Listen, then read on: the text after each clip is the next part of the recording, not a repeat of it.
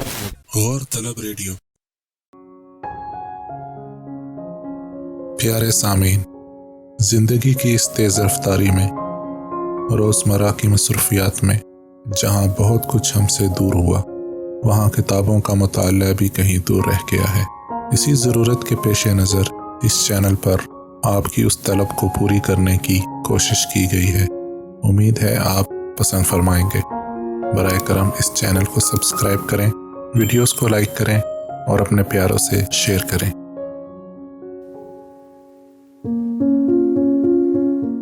آنے والے دنوں نے اتنا تو بتا ہی دیا تھا کہ آفاق اتنے اچھے بھی نہیں تھے جتنا عنبر کو گمان تھا۔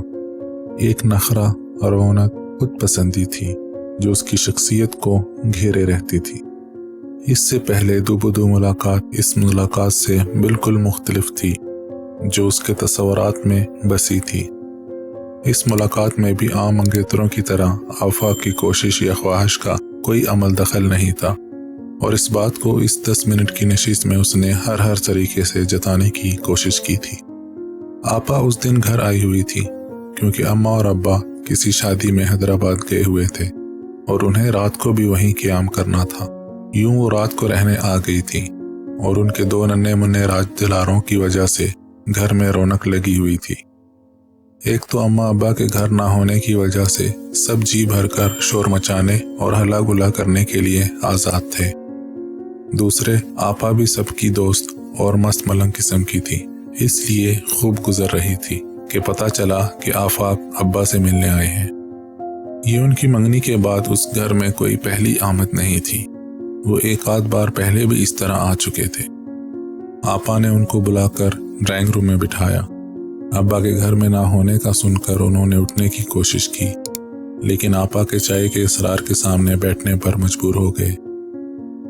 آپا کا خیال تھا کہ عنبر سے ملنے اور اسے دیکھنے کی خواہش ہوتے ہوئے بھی وہ شریف لڑکوں کی طرح اس کا اظہار نہیں کر پاتے، اور آج کے بہترین دن کے موقع پر ان دونوں کی ملاقات کروا کے ان کی دعائیں حاصل کی جا سکتی ہیں۔ عنبر کو راضی کر کے جب وہ اس کے ساتھ چائے لیے ہوئے ڈرائنگ روم میں داخل ہوئی تو آفاق کے تاثرات دیکھنے کے قابل تھے۔ چائے کا کپ اس کے ہاتھ سے لینے تک وہ اپنی حیرت پر قابو پا چکے تھے، لیکن اس کے بعد ان کا سارا انہماک اس بات پر تھا کہ کہیں عنبر پر بھولے سے بھی نظر نہ پڑ جائے، یا کسی بات سے خدا نہ خواستہ ان کی طرف سے کسی خوشی یا شوق کا اظہار نہ ہو جائے۔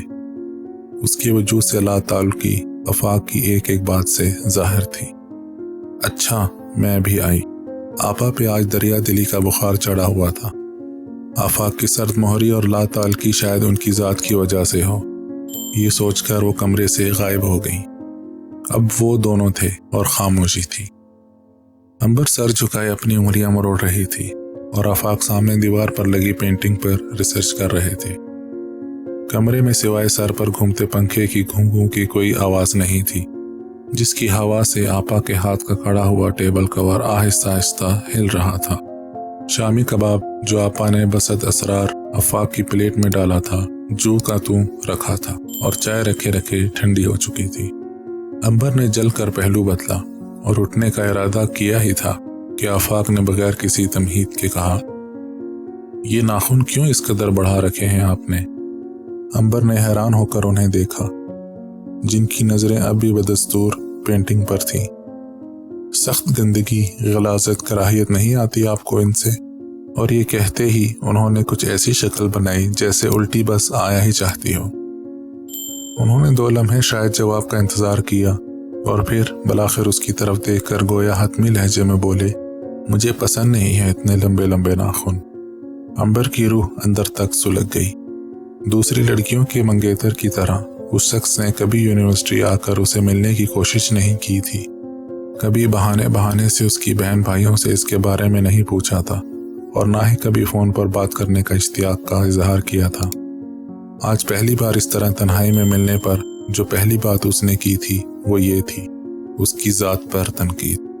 میں، مجھے، میرا، اس شخص کی گفتگو اسی پر شروع اور اسی پر ختم ہوتی تھی۔ خود پسندی کی بھی کوئی انتہا ہوتی ہے۔ عنبر نے اپنے جلتے دل کو سنبھالتے ہوئے ایک گہری سانس لی اور کھڑے ہوتے ہوئے مسکرا کر بہت رسان سے کہا، مگر مجھے تو بہت پسند ہے۔ اور کمرے میں داخل ہوتی آپا کو دیکھتی باہر نکل گئی۔ آفاق آخر چیز کیا تھے؟ یہ ایک معمہ تھا، سمجھنے کا نہ سمجھانے کا۔ 27 سال کی عمر میں بھی اماں کے اتنے لاڈلے تھے کہ صرف لقمہ منہ میں بنوا کر ڈلوانے کی کسر باقی رہ جاتی تھی، ورنہ منع کے نخرے 4 سال کے بچے کی طرح اٹھائے جاتے تھے۔ اللہ جانے کیا پڑھ لکھ کر ڈبویا تھا کہ نوکری چاکری تو ایک طرف رہی، گھر میں ہل کر پانی بھی نہیں پیتے تھے۔ بقول ان کی اماں کے ان کے سپوت کو ضرورت بھی کیا تھی نوکری کی درس سری میں پڑھنے کی۔ گھر میں اللہ کے کرم اور ابا کی ایک تگڑے سرکاری محکمے کی نوکری کے طفیل جی بھر بھر کے اعظم من فضل ربی تھا۔ گھر میں پیسہ اپنے منہ سے بولتا تھا، جب سر پر پڑے گی تو کر لے گا نوکری بھی، ابھی تو ہنسنے بولنے کے دن ہے میرے بچے کے۔ اپنے 6 فٹ 1 انچ کے پلے پلائے بچے کے سر اور پیٹھ پر ہاتھ پھیر کر کہا جانے والا یہ نادر جملہ ان کی اماں کا تکیہ کلام تھا، بقول انبر کی چھوٹی بہن بینا کے۔ انبر کے ابا اتنے نادر نہیں تھے کہ جان بوجھتے ایک نکمے لڑکے کے حوالے اپنی بیٹی کر دیتے۔ ان کی دور اندیشی نے انہیں یہ سمجھا دیا تھا کہ اتنی دولت اور جائیداد آخر کار جس اکلوتے وارث کو ملنی ہے وہ آفاق ہے۔ ان کے دوست نے جو انہیں بتایا وہ انہوں نے آنکھیں بند کر کے مان لیا۔ کیا تعلیم ہے، کہاں سے پڑھا ہے، آگے کیا کرنے کا ارادہ ہے، ان سب جھمیلوں میں نہ وہ پڑھے اور نہ کسی کو پڑھنے دیا۔ دولت، عمارت اور شان و شوکت کی خیرہ کر دینے والی چمک کے آگے ان بیکار باتوں میں کیا رکھا تھا؟ ان کی رانی بیٹی کو راج کرنا تھا، سو وہ کرے گی۔ آفا کبھی کبھار کہے سے گھر آتے تو یہاں سے وہاں تک ایک بھگدڑ مچ جاتی، یہ جانتے ہوئے بھی کہ وہ کس نخرے سے چیزیں چک چک کر چھوڑ دیتے ہیں اور کسی چیز کو خاطر میں نہیں لاتے۔ میز انواع و اقسام کی لوازمات سے سج جاتی۔ بیٹا یہ کٹلس بھی لو، انبر نے بنائے ہیں۔ اماں انہیں خوش کرنے کو ہلکان ہو ہی جاتی۔ دہی بڑے تو اتارے ہی نہیں تم نے، چکر تو دیکھو بیٹا، گھر کا چاٹ مسالہ ہے، انبر خاص طور پر دہی بڑوں کے لیے ہی بناتی ہے۔ کھیر بنانے میں تو انبر کا جواب نہیں، ذرا منہ میں ڈالو تو پتہ چلے۔ انبر انبر انبر، جتنی اور جیسے جیسے اس کے نام کی گردان بڑھتی وہ اندر بیٹھے بیٹھے سلگتی رہتی۔ ان کے فرشتوں کو پرواہ نہیں ہے، میں نے بنائے ہوں یا پڑوس کی آپا بلکیس نے، پانی تک تو پھونک پھونک کر پیتا ہے یہ شخص۔ گلاس صاف ہے، پانی میں کچھ پڑا ہوا تو نہیں، چائے میں اتنی چٹکی پتی اور اتنے دانے شکر، اتنی نفاست، اتنا نخرا، بی بی انبر کیا ہوگا تمہارا؟ اس دن کی پہلی خوبصورت اور یادگار ملاقات کے بعد ان کا پھر کبھی آمنا سامنا ہوا، نہ ہی حسب امید ایسی کسی کوشش یا خواہش کا آفاق کی طرف سے اظہار ہوا۔ آپا نے بھی انبر سے اس دن کچھ نہیں پوچھا تھا۔ آفاق کی لاتعلقی ان کے سامنے آیا تھی، لیکن بعد میں اس کا بھی موڈ خراب دیکھ کر وہ اتنا تو سمجھ گئی تھی کہ ملاقات کچھ خوشگوار نہیں رہی۔ لیکن قصہ کیا ہوا اس کے بارے میں پوچھنے کی نہ ان کی ہمت ہوئی اور نہ انبر نے انہیں کچھ بتانے کی کوشش کی۔ اماں کو اس ساری صورتحال میں کوئی انہونی یا عجیب بات کبھی محسوس نہیں ہوئی جس کا وہ ابا سے بطور خاص ذکر کرتی۔ بقول ان کے ہر شخص کی فطرت اور طبیعت الگ ہوتی ہے۔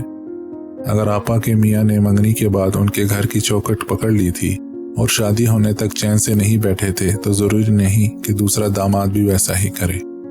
وہ لیے دیے رہنے والی طبیعت کا ہے تو اس میں کیا برائی ہے؟